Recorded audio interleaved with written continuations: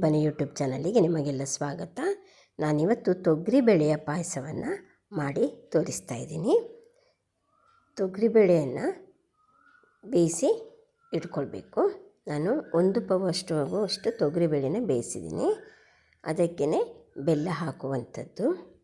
ಕಡಲೆಬೇಳೆಯ ಪಾಯಸವನ್ನು ಕೇಳಿದ್ದೀರಿ ಅಲ್ವಾ, ಹಾಗೆ ಇದು ತೊಗರಿಬೇಳೆಯ ಪಾಯಸ ತುಂಬ ಚೆನ್ನಾಗಿರುತ್ತೆ. ಅದಕ್ಕೋಸ್ಕರ ನಾನು ತೆಂಗಿನ ಹಾಲನ್ನು ತೆಗೆದು ಇಟ್ಕೊಂಡಿದ್ದೀನಿ. ಆ ತೆಂಗಿನ ಹಾಲನ್ನು ಬೆಂದಿರುವಂಥ ತೊಗರಿಬೇಳೆಗೆ ಹಾಕುವಂಥದ್ದು. ಬೆಲ್ಲವನ್ನು ಬೇಕಾದಷ್ಟು ಹಾಕ್ಕೊಳ್ಳಿ. ಹಾಗೆ ತೆಂಗಿನಕಾಯಿ ಕೂಡ 1 ಪಾವು ತೊಗರಿಬೇಳೆಗೆ ನಾನು 1 ಹೋಳು ತೆಂಗಿನಕಾಯಿ ರಸನ ಹಾಕಿದ್ದೀನಿ. ಅಷ್ಟು ಸಾಕಾಗತ್ತೆ. ಪರಿಮಳಕ್ಕೋಸ್ಕರ ಏಲಕ್ಕಿ ಪುಡಿಯನ್ನು ಹಾಕುವಂಥದ್ದು.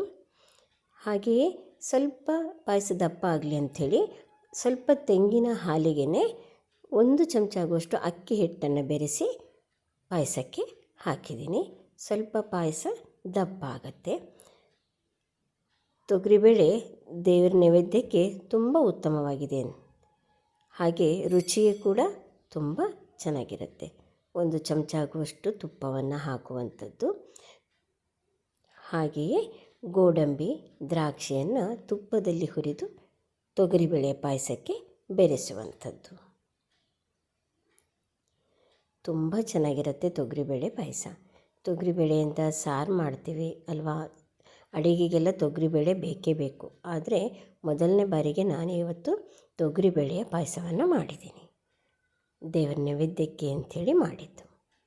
ನೋಡಿ, ತೊಗರಿಬೇಳೆಯ ಪಾಯಸ ಈಗಲೇ ಘಮ ಘಮ ಆಗ್ತಾಯಿದೆ. ನೀವು ಮನೆಯಲ್ಲಿ ಪ್ರಯತ್ನಿಸಿ. ಧನ್ಯವಾದಗಳು. ನೀವು ಮಾಡಿ ಮತ್ತು ಕಮೆಂಟ್ ಬಾಕ್ಸಲ್ಲಿ ಹೇಗಾಯಿತು ಅಂತ ತಿಳಿಸಿ.